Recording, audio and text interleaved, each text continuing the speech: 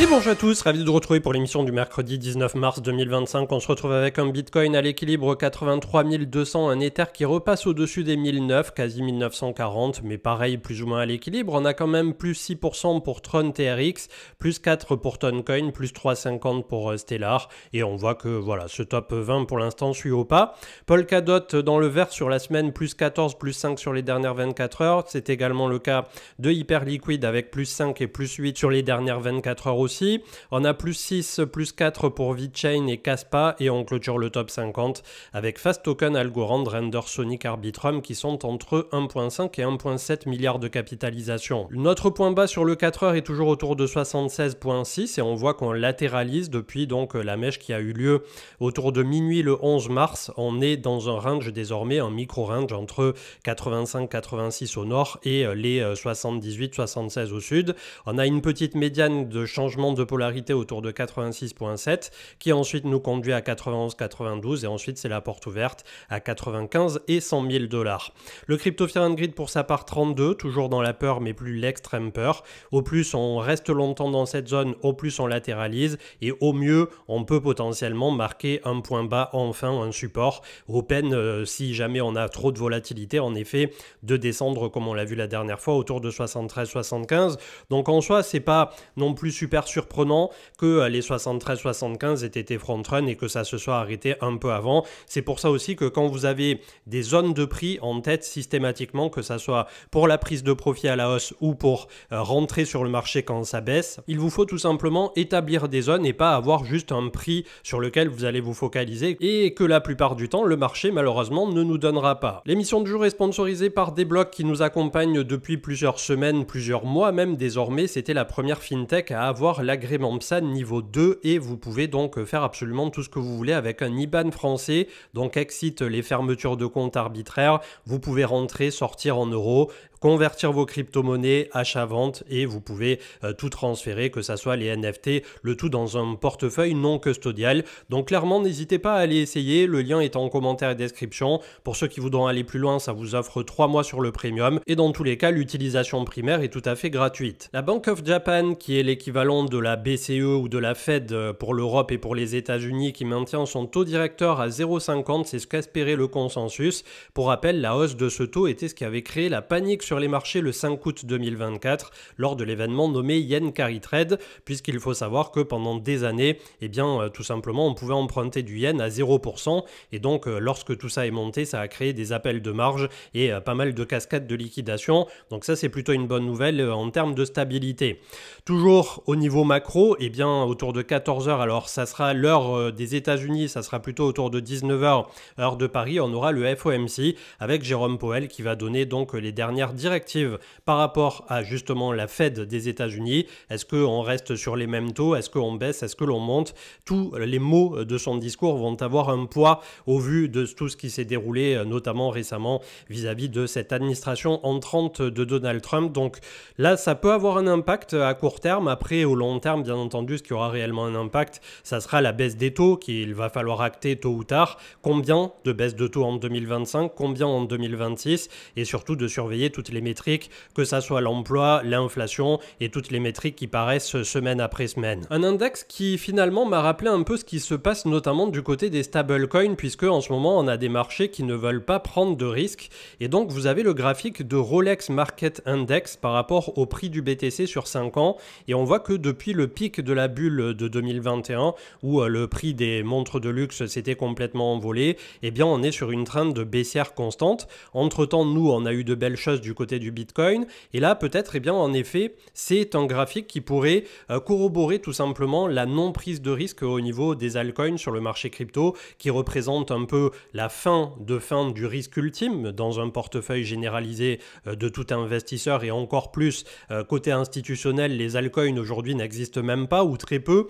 Nous les particuliers bien entendu on est tombé dans le trou du lapin blanc et on a glissé très profondément dedans donc on est très au fait, mais il faut quand même prendre prendre en considération que d'un point de vue de comment se répand la liquidité sur les marchés, eh bien la bulle du marché des montres, qu'il faut prendre en considération le fait que très certainement, lorsqu'on aura un jour de nouveau un spike hors du commun du côté des montres de luxe, et peut-être que ça ne réarrivera pas de sitôt, aucune idée, ça sera une corrélation à vérifier, puisque voilà, c'est juste une piste de réflexion que j'émets aujourd'hui, mais si ça se trouve, je me trompe complètement de ce côté-là, mais c'est quand même quelque chose qui, au niveau de la prise de risque du marché, avait été très alimenté en effet par toute la liquidité qui était disponible autour de 2020-2021, notamment consécutivement à toute cette impression monétaire complètement folle qu'on avait eue du côté des marchés financiers post-Covid. Nvidia avec Loris Dalio et la présentation de Jensen Huang, le CEO qui vient d'annoncer la feuille de route jusqu'à fin 2027, donc de très bonnes nouvelles pour les détenteurs d'actions Nvidia qui restent toujours fortement cotés et fortement valorisés, mais bon, le futur a l'air radieux pour cette société. Séverance, c'est dans 2-3 jours, vendredi, qu'il y aura le dernier épisode de la saison 2. Donc à défaut de découvrir des pépites crypto sur ce cycle, on essaie de découvrir d'autres pépites, et là pour le coup, pour cette série, ça plaira ou ça plaira pas, mais je trouve que c'est quand même une série qui sort de l'ordinaire. Génération Crypto et les holders BTC long terme qui accumulent 170 000 bitcoins ont été achetés depuis la zone du 20 février jusqu'à aujourd'hui. Donc est-ce que c'est précurseur en effet d'un mouvement de prix qui se pose autour de la zone que nous sommes en train de travailler? En tout cas, comme le mettait en avant Platizo, eh bien nous sommes revenus sur ce fameux support des 44 dont je vous parlais très régulièrement sur les analyses techniques en fin d'émission. Les 2 dernières fois que c'était arrivé, en tout cas sur ce cycle depuis 2023, c'était un point bas par rapport à la suite. Donc on va croiser les doigts pour qu'on n'ait pas à aller jusqu'à au fameux 70-75, voire re-rentrer en bear market et aller autour de la moyenne mobile 200 comme on l'avait vu là aussi. Les 7 magnifiques qui continuent de prendre un peu du plomb dans l'aile avec le Nasdaq donc qui était dans le rouge, mais on va voir ça dans un instant. Xapo qui propose toujours avec Goku des prêts garantis par Bitcoin pouvant atteindre 1 million de dollars.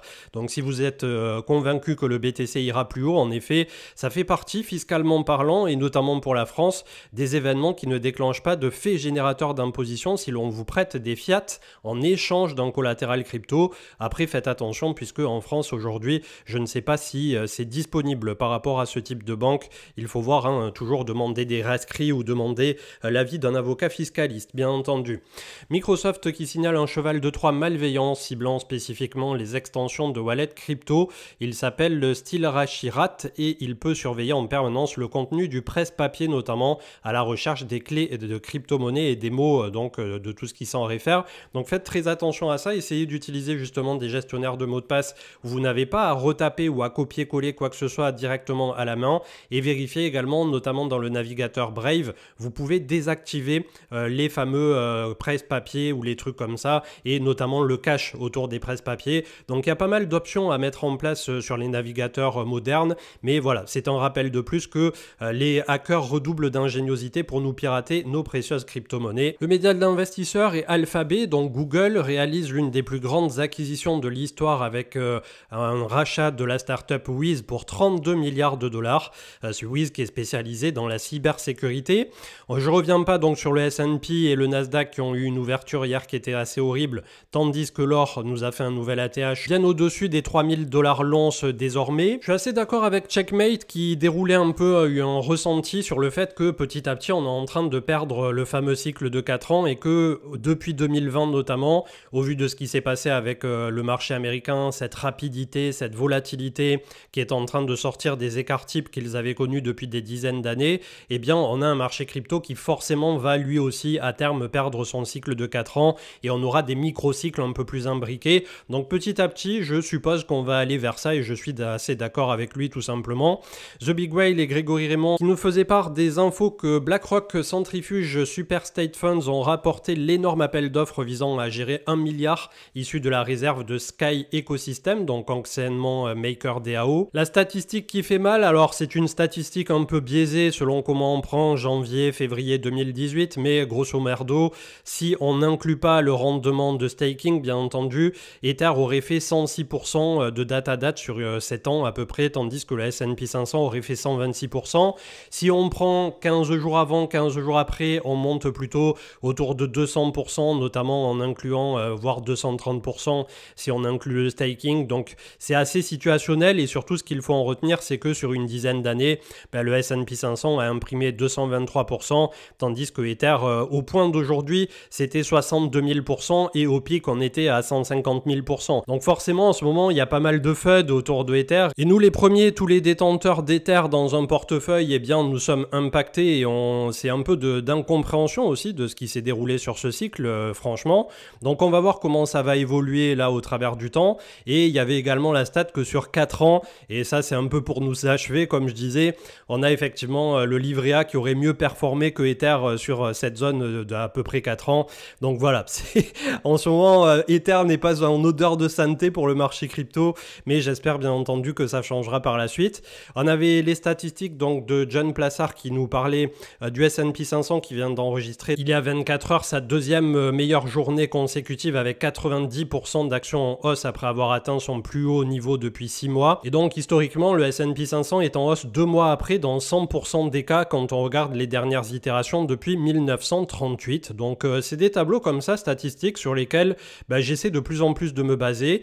Bien entendu, je vais en discuter en plus dans un instant, on ne peut pas prendre les performances passées pour acquises dans le futur, mais on a quand même pas mal de choses qui ont tendance à revenir d'un point de vue statistique, donc je trouve ça plutôt intéressant. Berkshire Hathaway qui défie la gravité des marchés, donc le fonds et les actions qu'on peut acheter aujourd'hui de Warren Buffett, Charlie Munger et donc cette réussite multidécennale, presque centenaire j'ai envie de dire, du côté donc d'une action qui n'a eu de cesse de se tirer vers le haut et un Warren Buffett qui aujourd'hui est logé à plus de 300 milliards en cash. Que va-t-il faire de son cash? Va-t-il le laisser en obligataire? C'est là toute la question. Et donc je clôturerai les infos avec ce graphique qui est celui du World et le fait d'acheter au pire moment. Et quand on regarde en fait sur une quinzaine d'années, puisqu'on remonte ici à 2009 lorsqu'il y a eu l'introduction de cet indice Amundi MSCI World UCITS ETF qui est en gros au niveau du ticker CW8, on est ici en euros,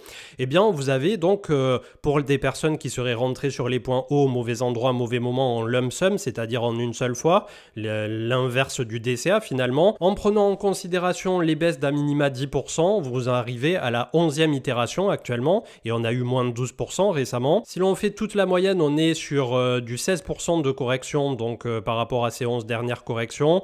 La moitié d'entre elles se stabilise après ce fameux moins de 10%, et le plus intéressant reste la durée de ces dernières.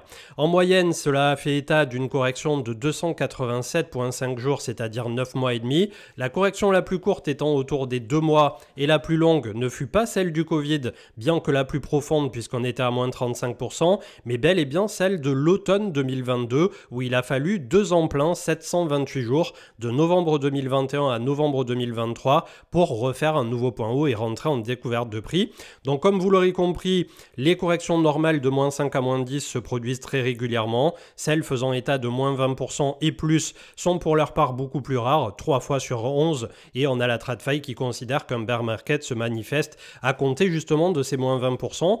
Donc en mettant de côté tout aspect psychologique, en mettant de côté les signes noirs, les grandes dépressions, le fait que oui, tous les centenaires, on a une décennie souvent perdue sur les marchés, eh bien en effet, on a quand même un indice ici qui est plutôt parlant vis-à-vis du monde. Après, la question c'est est-ce qu'on prend le pari que le monde va continuer d'être en croissance sur les 10 prochaines années ou 15 ou 20? Et là, voilà, seul vous pouvez répondre à cette question en fonction de votre profil et de votre risque que vous souhaitez allouer au marché financier. L'analyse technique, pas énormément plus à dire, comme on l'a vu tout à l'heure, les fameux 44 du RSI, la moyenne mobile 50 qui a été front-run à 76 000. On voit d'ailleurs la petite inefficience ici dans le volume profile, on avait un creux entre les 78 et les 74 000 qu'on n'a pas touché. Donc le marché est revenu travailler son creux ici et pour l'instant ça a tenu. On verra pour plus tard. Au pire, en effet, le gros du volume profile se trouvant beaucoup plus bas autour de 65-66. En termes de support, on a également un bon renfoncement qui débarre autour de 70.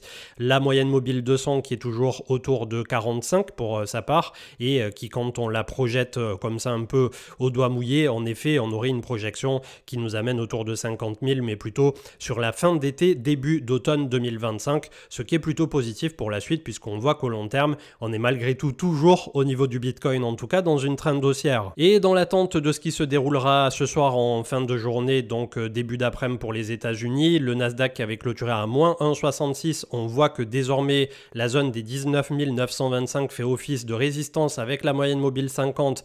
Donc je vois pas comment on va pas descendre un peu plus à partir de là pour le Nasdaq, peut-être pour aller se loger dans un premier temps autour des 18 400 et ensuite on a le 0,382 plus la moyenne mobile 100 qui sont autour de 17 800 pour le Nasdaq. Le S&P 500 pour sa part pareil, on a clôturé sous la moyenne mobile 50, on voit que désormais ça fait office de barrage, on risque de descendre un petit peu plus, d'autant plus qu'on est quand même sur 4 semaines de baisse consécutive. Alors on peut reprendre un petit peu d'air à court terme et revenir visiter les 5008 ou un truc comme ça, pourquoi pas, mais derrière une baisse se fait souvent un peu en zigzag. Pour ceux qui font de l'héliotisme, voilà, sans faire des grands décomptes ou des trucs un peu chelous, il y a souvent un peu un ABC qui se fait en termes de baisse. C'est ce qu'on avait eu ici à l'époque, sauf que ça s'était fait en 5 temps, et là aussi, c'est pas une science exacte, mais grossièrement, on avait fait une première baisse entre 2021 et 2023, la fameuse grosse correction qu'on a vue depuis tout à l'heure, un rebond, une seconde baisse, un autre rebond, dernier ici,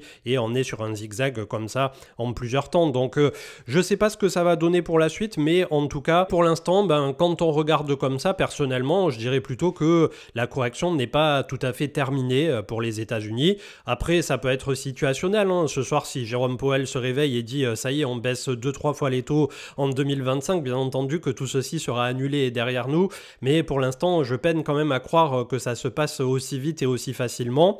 Le DXY qui s'est stabilisé autour du support des 103 points, donc statu quo par rapport à la dernière émission. Le gold pour sa part qui continue le price discovery, ce qui là aussi alimente beaucoup de thèses que le monde va mal entre guillemets, et on a vu des conflits qui sont en train de repartir plutôt que de s'apaiser, donc immédiatement bien entendu la valeur refuge principale reprend de plus belle, et le CAC 40 dans cet océan de déroute entre guillemets par rapport aux États-Unis qui continue plus 0,50. On a le DAX allemand qui nous pousse plus 1% et qui est sur un ATH. Alors c'est pas forcément le moment opportun en effet quand on est CEO sur des indices pour commencer à payer ou quoi que ce soit. On voit qu'on avait eu des bons points notamment en septembre 2022, on était à moitié moins d'ailleurs pour le DAX 11 800, ça a dû imprimer presque une centaine de pourcents, on est à 97, c'est complètement fou. Donc en effet on est malgré tout sur des marchés comme vous le voyez graphique à l'appui qui deviennent très volatiles avec des moments qui sont très pentus à la hausse, des moments de correction qui sont tout aussi intenses, et finalement je suis en train de me poser la question et ça sera la clôture de cette émission aujourd'hui par rapport à ce petit update de marché, est-ce que la TradFi n'est pas en train de se cryptoiser?